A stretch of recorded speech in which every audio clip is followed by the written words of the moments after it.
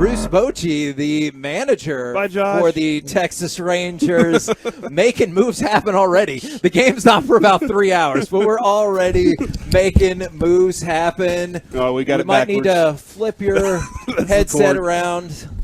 Just Gosh, that's bad. you got to work on his exchange a little bit there. Yeah. All right, here we go. We've got Texas Rangers, new manager. We've had a little time with that new manager, Bruce Bochy. Good morning, sir, and thank you for joining the show. Good morning. Thanks for having me here. It's good to be here. Now, we were curious about one logistical thing. Originally, was Jack Leiter going to start, and can you tell us anything about switching it up today? No, you know what? We just decided to pitch him during the middle of the game, and I think he's he's good for at least an inning. And that I think more than anything, just to make a little adjustment with these young kids, and not to put too much attention on him. Whatever, just let him come in the middle of the game. That's all. So when people like us are hyped about Leiter and Rocker, do you want to tell us to calm down just a little bit? Well, those guys especially, they're going to be amped up, as they should be. That's always the case in spring training, with young players, and they want to show how good they are, and we tell them, we're not evaluating right now. They're trying to get ready for the season, and he's not going to make our club, and we want to make sure they know that, so they don't overdo it. And last thing we want or any setbacks or injuries. So it's kind of looking after Jack too. I could definitely see how this might just be a private stay in the clubhouse thing, but we've been told from multiple people that your introduction speech to them made people want to run through a wall and go kick some ass. Can you tell us anything about what That's what I've heard from every player we talked to. Pretty much. Can you tell us anything about that, and how do you set the tone in a clubhouse? Well, I mean, as a manager, when you address your club, especially this is the first time that they really have a chance to get to know me and what I want to get accomplished, and so they're getting a feel for me, and I'm getting a feel for them. But during the course of the winter, I'm talking to staff members, CY, and everybody about where they think the club is, what's the needs and things like that. So things that I jot down, and then I'm going down the road, I may think of something. But anyway, when I come here in spring training, you're adjusting on things you may want to get across to them. But more than anything, I want these guys to know I care for them as a person as much as a player too. And but we have some work to do. We have some games to make up. It hasn't gone well, and I want all of us to look in the mirror and ask ourselves how can we be different? How can we think different? How can we be different in the clubhouse, things like that. But also the things that have to be done. I don't care about all the changes in baseball, but you're going to have the fundamentals that are always going to be there. And we're going to work on them, and there's a lot of things we got to work on. Boch, one of my favorite teammates of all time was Marco Scutaro, and I know he helped win a World Series for you. Unbelievably great player. And over the last, let's say, 5 to 6 years, it seems like a player like Marco Scutaro maybe would never get a chance to play Major League Baseball. And I'm wondering if that is going to maybe shift a little bit, because I think those guys are so valuable to teams. I understand you need your superstars, but a guy like Marco Scutaro helped you win a World Series. Can you talk about that type of player and how valuable they can be to a team, a winning team? Right. Well, first of all, we call them blockbuster. We're at the trade deadline, so we're looking for this blockbuster trade, whether it's going to be an impact pitcher on the mound or, a 3 or 4 hole hitter. And Brian Sabian comes in and says, we got you Scutaro. And I knew Marco from watching him. So anyway, we pick him up, and he just changed our club, like you said. He proceeded to hit, I think, 360 plus from that point on. If you go back, we had Melky Cabrera, who was having a tremendous year. Well, he got busted, so to speak, on his situation. So we needed somebody to help us out there, and Marco did that, hitting at the top of the order, the catalyst, made things go, solid second base. Wasn't one tool that stands out on Marco, but he's a ball player, and he changed our club, and ended up getting a hit to win the last game of the World Series. But he just kept us going, and it's probably one of the biggest, I think, important trades at the deadline that the Giants ever had, and so you're grateful for that. But getting to your point, you need guys like that know how to play the game. And also not just know how to play the game, but also in that clubhouse, they're just leader type guys, and that's who Marco was, and had a calmness about him, but very professional, and he's just a fun guy to be around. We had our reunion in 2012, and he's one of my favorite all-time players, and I didn't have him that long. Man, and Mike, you talk about him all the time, and one of your favorite teammates, too. We just learned, by the way, Bruce will be with us throughout the season. It sounds like Tuesdays. Torture, sorry. Torture. No, it's going to be awesome. We're looking forward to it. Maybe for you. Yeah. So we'll try and keep it fun. And by the way, have you ever wanted to be on Yellowstone at all? Because you got the voice for any kind of Montana-style cowboy. Yeah. You know what? I mean, I haven't heard Yellowstone, but, I have heard that. But it's a great show, yeah. Sam Elliott, I get all the time. But, that's a great show, isn't it? And, I don't watch as much as I used to, but just a great job. And and I love Montana. I go up there every winter, so I'm an elk hunter. I don't know if I should be saying that, That's but all right. I do chase the elk around in the off-season. That's a lot of fun for me. With this team, we grew up Rangers fans. Yeah. We both did. Mike was in Duncanville growing up a Rangers fan, too. We had to have a discussion with Ezekiel Duran this morning about why we hate the Yankees. Yeah, there's a lot and he of... goes, but why? And I was like, I'll tell you why. 96, 98, 99. And one of the things we know as Rangers fans is we didn't have pitching. We just didn't have a lot of pitching our whole life watching this team. We had a really good group in that 10-11 year that was a lot of fun. But this team, I think that's where we're looking. The identity is pitching right now. It was always hitting for Rangers fans. Do you kind of feel that the identity is going to change throughout the year? Oh, no question. Yeah, and it's a team that's going to score some runs, but we have gotten pitcher-centric.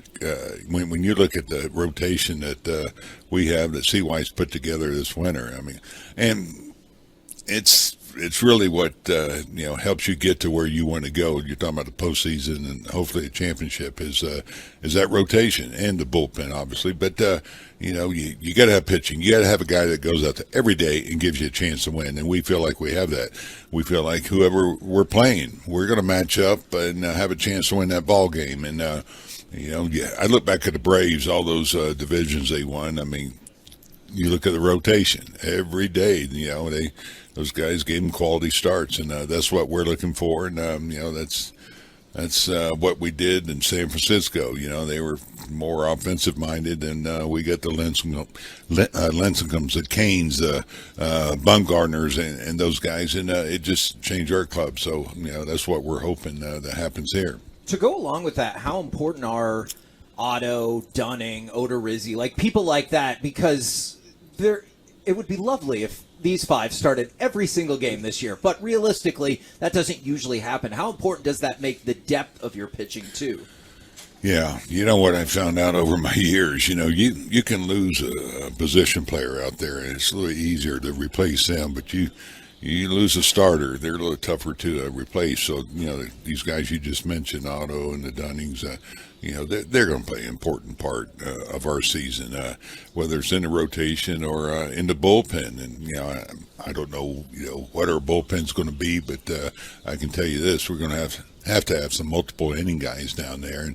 And those guys, sometimes they turn out to be the most valuable pitcher in the bullpen. Just give you an example I've mentioned is Petit, who I had for a few years, and the innings that he gave us and the spot starts, and this guy saved us so many times. So we're going to have a couple guys step up and help us out there, because let's face it, these starters don't go as long as they used to, so you need those guys. We had Al Leiter kind of put together a point system to kind of make a month competitive amongst the starters. Is there something that whether it's whether it's a veteran guy like DeGrom or John Gray, to kind of make a month competitive, a win is worth this many points, a quality start is worth this, to kind of, whoever loses for us, we had to pay for dinner at the end of the month for a really nice dinner. Is there kind of things like that can make things a little bit more competitive? Yeah, you know what? There are things that they may be doing. I don't know. It hasn't been talked about yet, but to that point, yeah, it's a fun thing too. That's and so I wouldn't be surprised if something like that came up.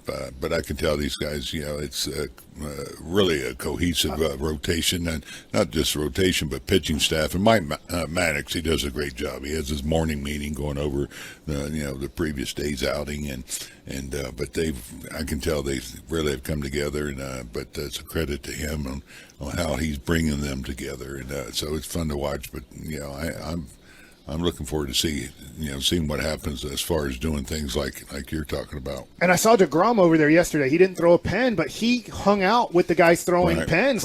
I'm gonna, even though I'm not throwing today, I'm still gonna be over here with the guys today. Yeah, and that's important, I think, because sometimes we can all get on our own program, but it's just about caring about your teammates. Getting outside of your little world and seeing how you can help somebody else, whether it's going out there watching them or saying something to them, words of encouragement, or maybe even kicking them in the tail, whatever it is, so that's about being a good teammate, and I can tell these guys are great teammates. And something Mike was talking about yesterday was major leaguers being here and the younger guys realizing I have to play up to this level. The younger players, I got to earn a spot on this club. And this team has done a good job of adding some of those other veterans that really kind of make the younger guys say, do they get tight? Do they get a little nervous? Or how does that and how do you balance letting them know where they are and where they can be? And you're talking about the younger players. Yeah, the younger players that are what? This is the great thing about spring training. It's always good to get here, but it's just getting those younger players to get that feeling, that sense of belonging, and the veterans can help them, but help them not only feeling like they should be here, but helping them carry themselves like major leaguers or improve their game, and so I try to promote that as much as I can. That's why I love putting kids out there, and it just. It just makes that grace period when they come up, or you got Josh Young who you just talked to. This game's tough enough, and but when you have the veterans that are supporting you, and they have your back, it makes it a lot easier. When I came up, we couldn't say anything. We had be quiet. And you'd be put back in your place. Yeah, very quickly. We couldn't go in the training room. We went in the training room, somebody would bark at us. But the game's changed a little bit now, and these guys welcome these guys. They're more involved in the games. You go back 30 years ago, these guys are playing 7 or 8 innings in spring training. They rarely got any at-bats. Freeman, for example, got 3 at-bats yesterday. My first 2 spring trainings, I had 1 at-bat, But wow. I think of that because I was there, and he's catching all these bullpens, and granted, it was 13-2, but I said, this kid, this is something he'll always remember. How long did it take you as a manager to just sit there no matter what happened, good, bad, indifferent, and not have any emotion on the bench? Because that's always, whatever manager it is, for the most part, it could be a big error, it could be a big hit. And for the most part, managers just kind of, guys, give me 5, all right. Yeah. How long did it take you to be like, I'm not going to have any emotion here, so nobody can ever say any of this? Yeah, you know what? They'll hear it in the clubhouse. No. There's times on the field too. Don't let sometimes what you see belie what's going on inside a manager. But you realize that camera's probably going right to you anyway. But I learned from a player, Ken Caminetti. We got him from Houston. I was with San Diego at the time, and he asked me that. He goes, "I'm just curious during a game, or you fired up or whatever." He went on to say he had a manager one time. He made an error, and he looked in the dugout, and the manager was throwing a cooler. He said he was so tight, like he didn't want another ball hit to him. I said, no, I got you, because this game's hard enough to play. And you look over there, and they're snapping and stuff. Trust me, I had some tough managers when I came up, and so I try not to forget how hard this game is. I wasn't a good player, and so I really understand how hard the game is. Well, we appreciate you coming up, and we love to talk with you all day. Fortunately, we've got our clock as well, but every week on Tuesday. And the clocks are everywhere. I know. Major League Baseball told us to hustle it up. So thank you very much, good sir. We look forward to talking with you all season long. There you go.